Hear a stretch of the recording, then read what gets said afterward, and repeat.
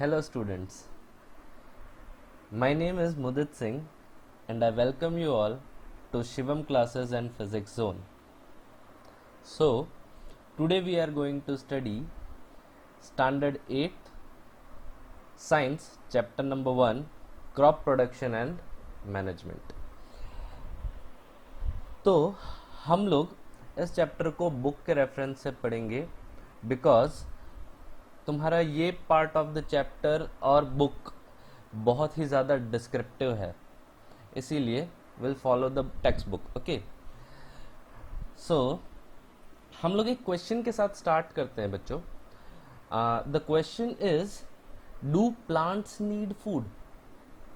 Plants को क्या खाने की ज़रूरत पड़ती है?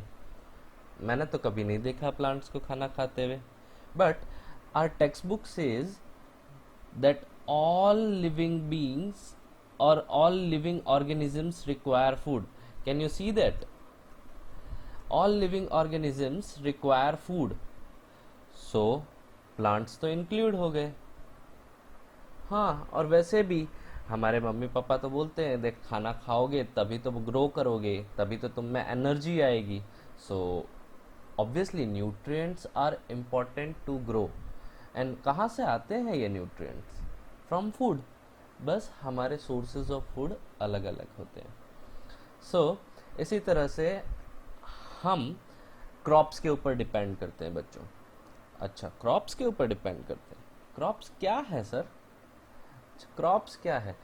कोई बात नहीं. क्रॉप्स ये है, सी यहाँ पे आपको दिखेगा, when plants of the same kind are cultivated at one place on larger scale, it is called a crop.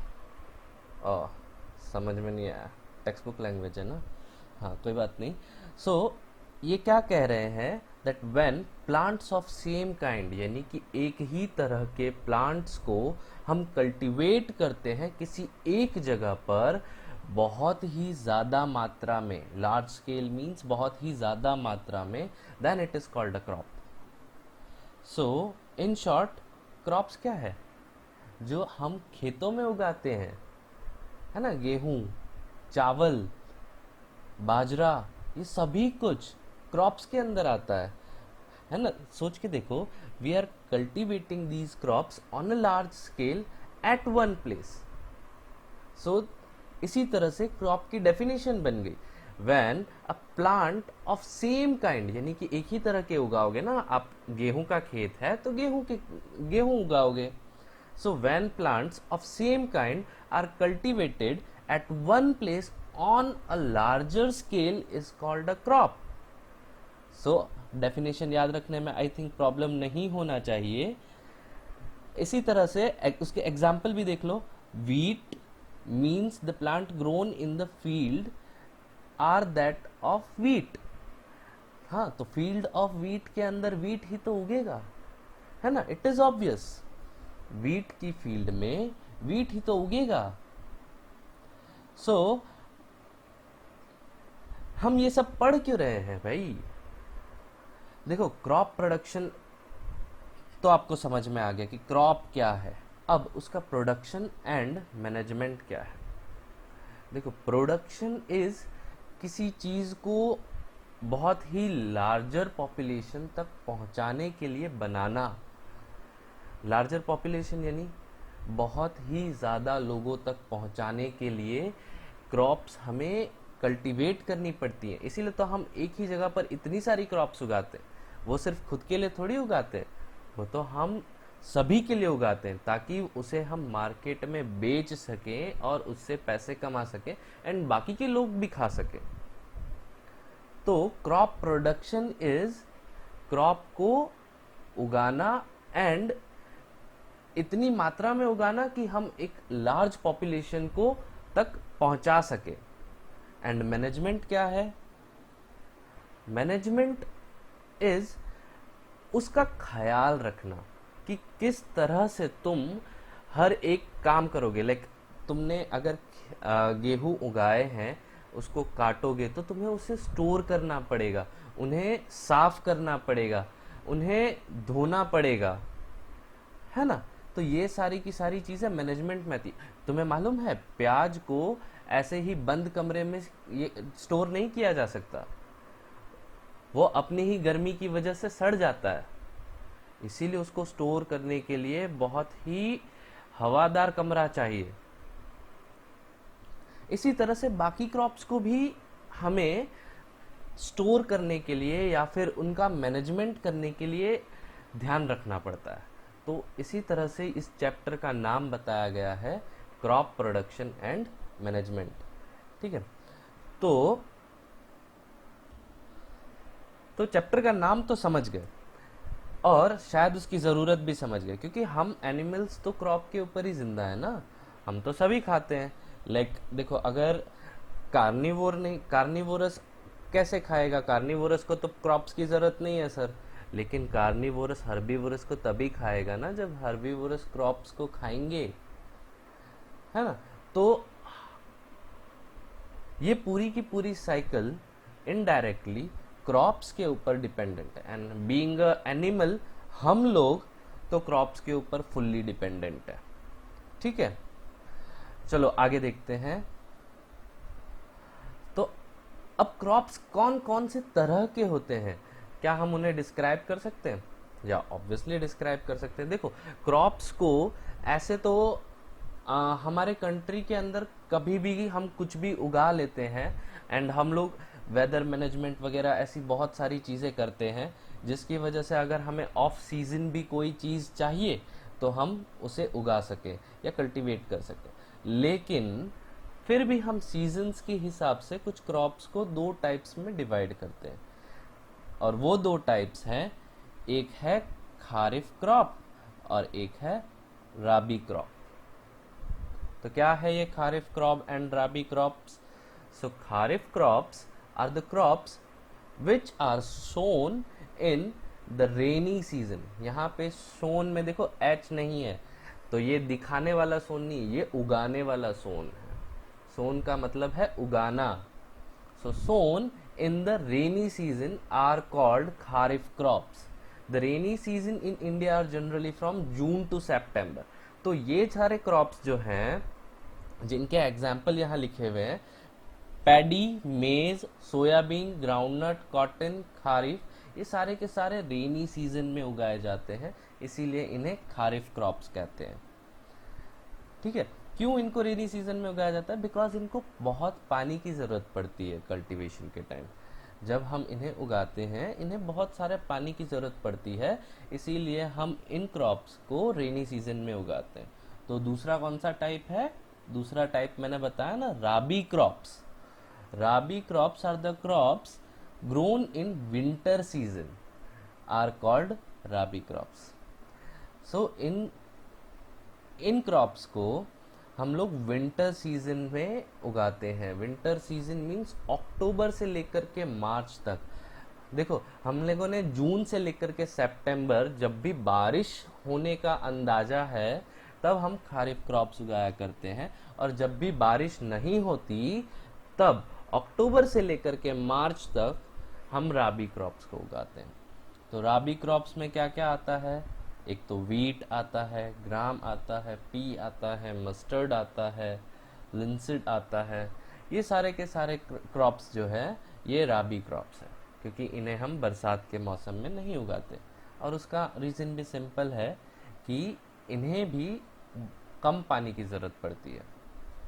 इन्हें कम पानी की ज़रूरत पड़ती है। देखो, basic practice of crop production.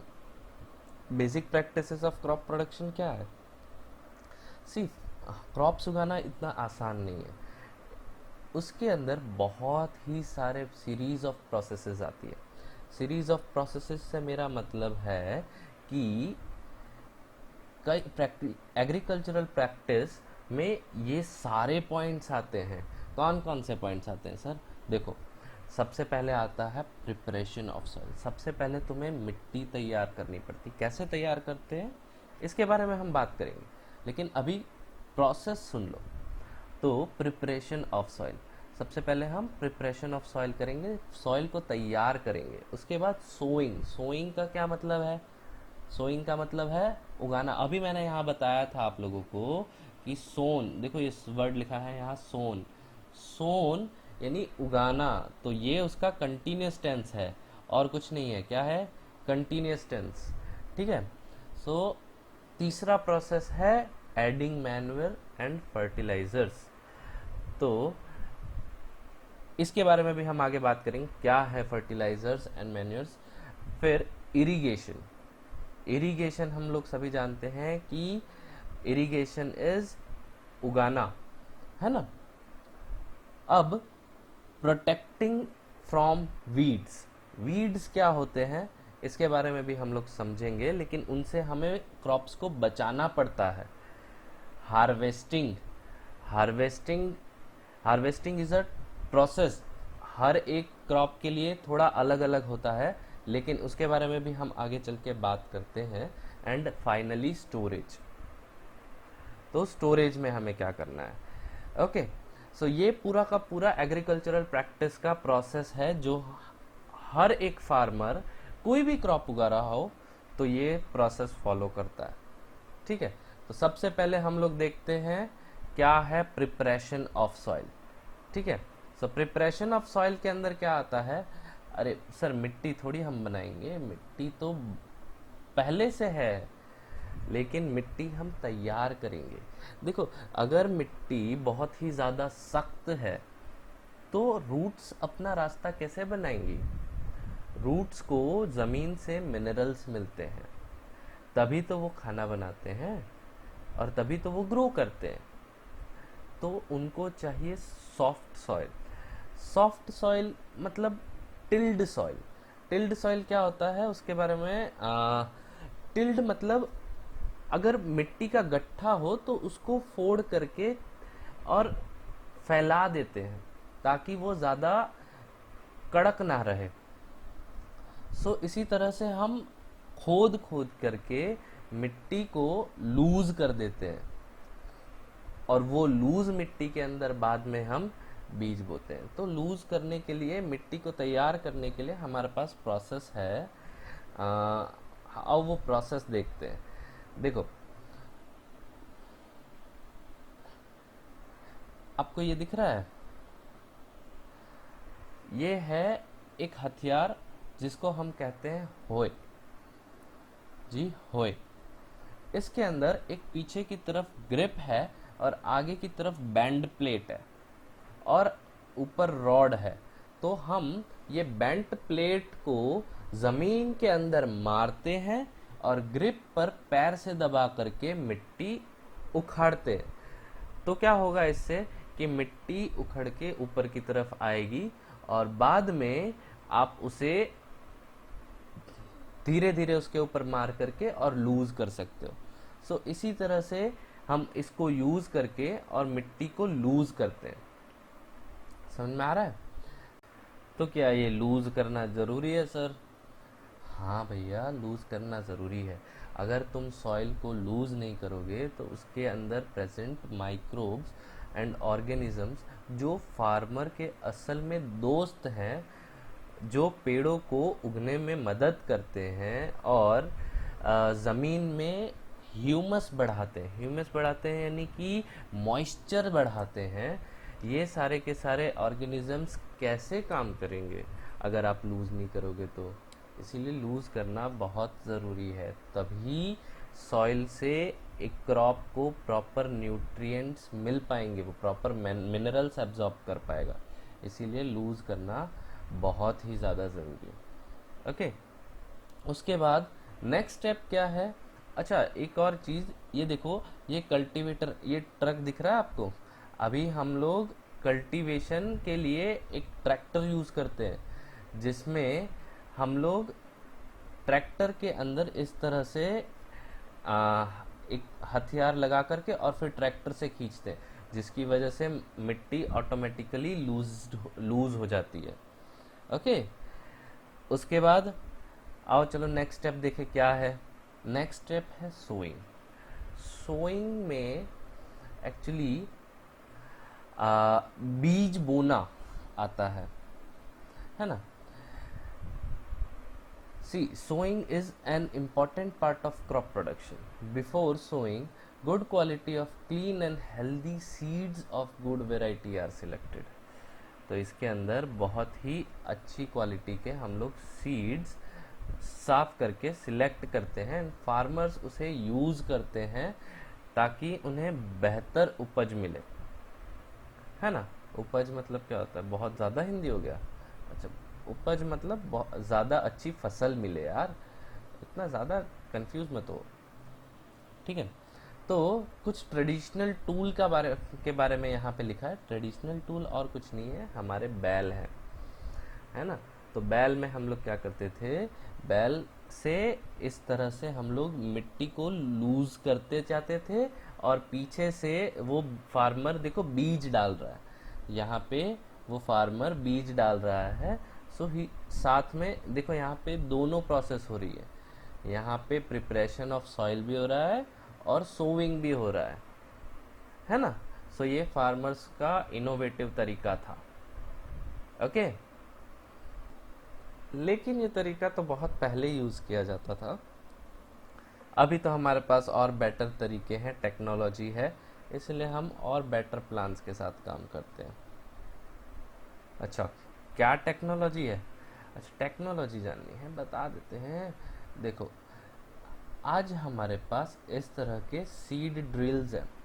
In seed drills से हम लोग जहाँ एक लाइन के अंदर सीड के लिए गड्ढा बनाते हैं, छोटा छोटा गड्ढा बनाते हैं जिसके अंदर सीड को बोया जा सके, इसे कहते हैं अ सीड ड्रिल, है ना। तो हम आजकल इसका यूज़ करते हैं, बेटर टेक्नोलॉजी है तो हम क्यों नहीं यूज़ करेंगे, है ना। अच्छा, तो नेक्स्ट थिंग क्या है? चलो, सीड तो आपने बो दिए, पुरानी टेक्नोलॉजी भी जान ली, नई टेक्नोलॉजी भी जान ली। अब आगे क्या करना है आपको? देखो, आगे अब आपको उसके अंदर मैन्योर और फर्टिलाइजर्स ऐड करने। मैन्योर और फर्टिलाइजर्स क्या है सर, आपने बताया ही नहीं।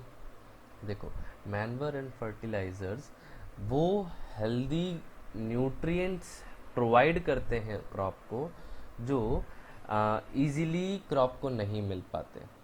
यूजुअली क्रॉप्स को उगने के लिए या फिर बेटर यील्ड के लिए, बेटर फसल के लिए, अच्छी फसल के लिए जितने भी न्यूट्रिएंट्स चाहिए वो सारे के सारे आपकी ज़मीन से नहीं मिल पाते, क्योंकि अभी तो कितना ज़्यादा पॉल्यूशन है ना, और ज़मीन बार बार खेती करने की वजह से थोड़ी बहुत बिगड़ती भी है। फिर हमें एक साइकिल आती है, वो बाद में हम लोग डिस्कस करेंगे। अभी मैन्योर एंड फर्टिलाइजर्स उस न्यूट्रिएंट की कमी को पूरा करता है, ठीक है। तो एक हेल्दी क्रॉप उगाने के लिए आपको मैन्योर एंड फर्टिलाइजर्स यूज़ करने पड़ते हैं। और अच्छा, तो मैन्योर जो है उसमें से मैन्योर्स जो है ये नेचुरली मेड है ना। इसमें मैन्योर ऑर्गेनिक सब्सटेंस है जो प्लांट्स एंड एनिमल वेस्ट के ही डिकम्पोजिशन की वजह से बनता है, इसीलिए वो नेचुरली मेड है। देखो, यहाँ लिख भी रखा है टेक्स्ट बुक के अंदर, यहाँ पे देखो क्या लिखा है, manure is an organic substance from the decomposition obtained from the decomposition of plants and animals waste, है ना। तो जब फार्मर ये मैन्योर्स को मिट्टी में डालता है सोइंग के बाद, तो उसकी वजह से फसल बेहतर हो जाती है। माइक्रो ऑर्गेनिजम्स जो है वो ज़्यादा बेहतर तरीके से काम कर पाते हैं, है ना। और हमने बात की थी दैट माइक्रो ऑर्गेनिजम्स ज़मीन के फार्मर के दोस्त होते हैं, है ना, जो कि बार बार क्रॉप्स उगाने की वजह से ज़मीन थोड़ी बहुत बिगड़ जाती है, तो मैन्योर उसको सुधारने में हेल्प करता है, ओके। उसके बाद दूसरा क्या है, फर्टिलाइज़र। तो fertilizers are artificially made nutrient form. Fertilizers artificially made nutrient form है। रुको दिखाते हैं, देखो ये रहा fertilizers are chemicals which are rich in particular nutrients. तो प्लांट्स को है ना जनरली उगने के लिए इसकी ज़रूरत पड़ती है। देखो NPK, NPK क्या है सर? NPK है नेचुरल फोस्फोरस पोटेशियम, है ना। यहाँ तो सर NPP होना चाहिए, नहीं, पोटेशियम के लिए K लिखा जाता है ना। वो आगे तुमको 10th क्लास तक में आएगा, 9th क्लास में, 10th क्लास में। तो NPK की ज़रूरत पड़ती है, और उसके अलावा आपको ज़रूरत पड़ती है यूरिया की, अमोनियम सल्फेट की एंड सुपर फोस्फेट की, पोटाश की। तो ये जो सुपर फोस्फेट और पोटाश है, ये भी NPK का ही दूसरा फॉर्म है। चलो, सो हमारा पॉइंट क्या था? हमारा पॉइंट ये था कि फर्टिलाइजर्स आर केमिकल, यानी कि वो आर्टिफिशियली मेड है, एंड वो भी न्यूट्रिएंट प्रोवाइड करते हैं प्लांट्स को, ठीक है। अब ये प्लांट्स को वही न्यूट्रिएंट प्रोवाइड करते हैं, और हम जितना चाहें उतना प्रोवाइड करवा सकते हैं, ठीक है। इसीलिए फर्टिलाइजर्स आर इजीली अवेलेबल, इनके पीछे मेहनत भी नहीं करनी पड़ती, आप बस मार्केट में जाए, खरीदें और यूज़ करें, है ना। इसीलिए फार्मर्स आजकल फर्टिलाइजर्स बहुत ज़्यादा यूज़ करते हैं, और जो फर्टिलाइजर्स यूज़ नहीं करते उनको उनसे जो भी चीज़ें कल्टीवेट की जाती हैं, हम उन्हें ऑर्गेनिक फूड कहते हैं। आप लोगों ने सुन रखा होगा कि ऑर्गेनिक फूड इज़ हेल्दी, है ना। तो फर्टिलाइज़र इज़ थोड़ा सा अनहेल्दी, है ना, थोड़ा सा अनहेल्दी।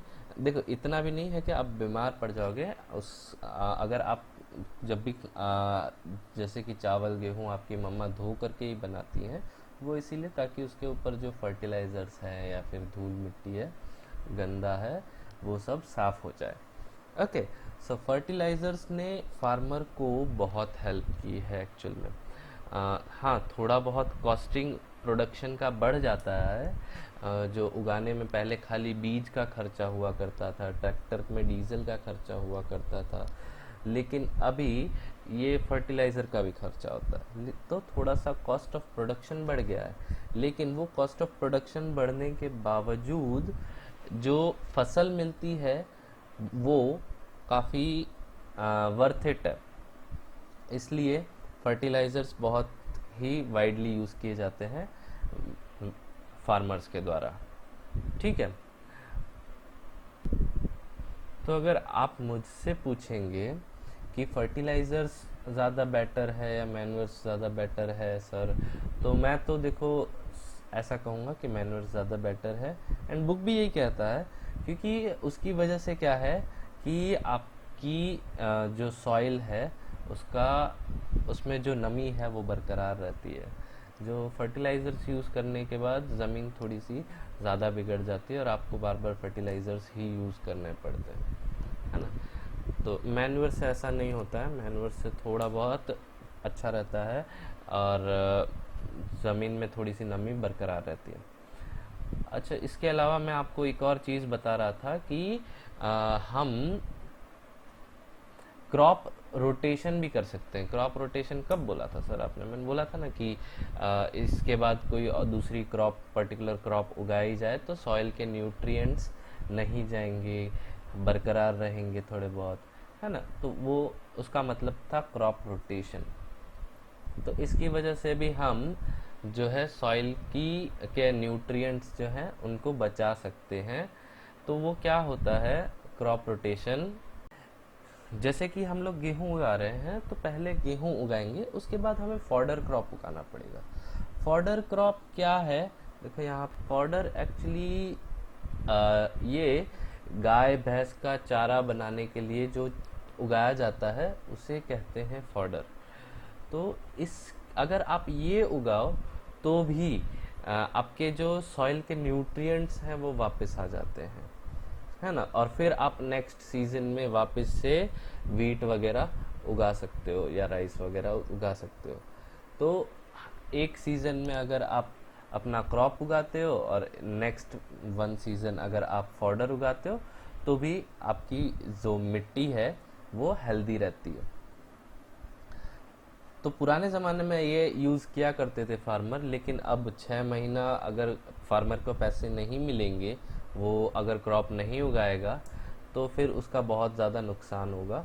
इसीलिए अब फॉडर उगाना बहुत ही कम हो गया है थ्रू आउट इंडिया। ओके, आओ अपन एक बार ये फर्टिलाइजर्स और मैन्योर के बीच में डिफरेंस क्या है ये समझ लेते हैं, उसके बाद में हम लोग ख़त्म करेंगे आज का लेक्चर, ठीक है। तो फर्टिलाइजर्स इज ऑब्वियसली केमिकल्स हैं, तो मैन मेड ऑर्गेनिक सॉल्ट्स हैं, है ना। ये बात तो आप लोग भी समझ गए हैं अभी तक। ओके, तो fertilizers are man made inorganic salt. And manure क्या है? मैन्योर्स तो decomposition of plants and animals से बनता है। तो उसके अंदर क्या आता है, देखो हम लोग गोबर वगैरह जैसी कैटल डंग और प्लांट का जो बचा कुचा पत्ता वगैरह वगैरह जैसी चीज़ होती है, इन सब को यूज़ करके और फिर मैन्योर्स बनाते हैं, और ये न्यूट्रिएंट प्रोवाइड करते हैं सॉइल को। तो ये पूरा का पूरा नेचुरल प्रोसेस है। तो एक डिफरेंस हो गया, आर्टिफिशियल प्रोसेस से बनता है फर्टिलाइज़र, और मैन्योर्स जो है नेचुरल प्रोसेस से बनते हैं। ओके, फर्टिलाइजर्स जो है वो फैक्ट्री में बनाए जाते हैं, और ये फील्ड में ही फार्मर ही बनाते हैं कलेक्ट कर करके। इसके लिए फार्मर को काफ़ी मेहनत भी लगती है। तो ये चीज़ जो है फील्ड पे ही बनती है, फर्टिलाइज़र जो है फैक्ट्री में बनता है और बाद में जो है खरीदा जाता है।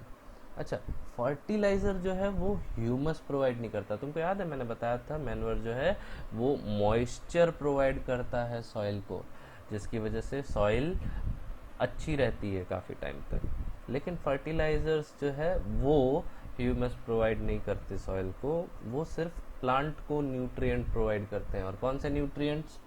NPK, है ना, वो याद रखना। तो मैन्योर जो है वो ह्यूमस भी प्रोवाइड करता है सॉइल को।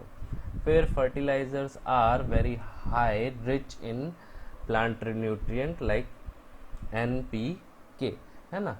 तो फर्टिलाइजर्स जो है ऑब्वियसली केमिकल्स हैं, उन्हीं चीज़ों से बना है और वही चीज़ें प्रोवाइड करता है। लेकिन मैन्योर भी कम नहीं है, प्रोवाइड करता है NPK, लेकिन कम मात्रा में, है ना, बहुत ही कम मात्रा में काफ़ी। तो यहाँ पे आज हम लोग हमारा आज का लेक्चर ख़त्म करते हैं। प्लीज़ मैं चाहूँगा कि आप सभी लोग जो भी पढ़ रहे हैं सुन रहे हैं वो नोट्स बनाते रहें, जो तुम्हें लग रहा है इम्पॉर्टेंट है, और जो मैंने तुम्हें बताया जैसे कि क्या क्रॉप्स की डेफिनेशन बताई, ये differences between fertilizers and manures बताए, जो प्रोसेस हमने डिस्कस की। कौन सी प्रोसेस सर? वो एग्रीकल्चरल प्रैक्टिस के अंदर जो सारे के सारे स्टेप्स आते हैं वो, ये सारी की सारी चीज़ें इम्पॉर्टेंट हैं। इसे आप अपनी नोटबुक में लिखते जाएं, एंड कोई भी प्रॉब्लम हो तो हम लोग डिस्कस करेंगे उसके बाद, ठीक है। अगर आपको कोई भी डाउट होता है तो आप लोग भी पूरा का पूरा चैप्टर साथ साथ में रीड करते चलें। ओके, सो आज के लिए बस इतना ही। Thank you students.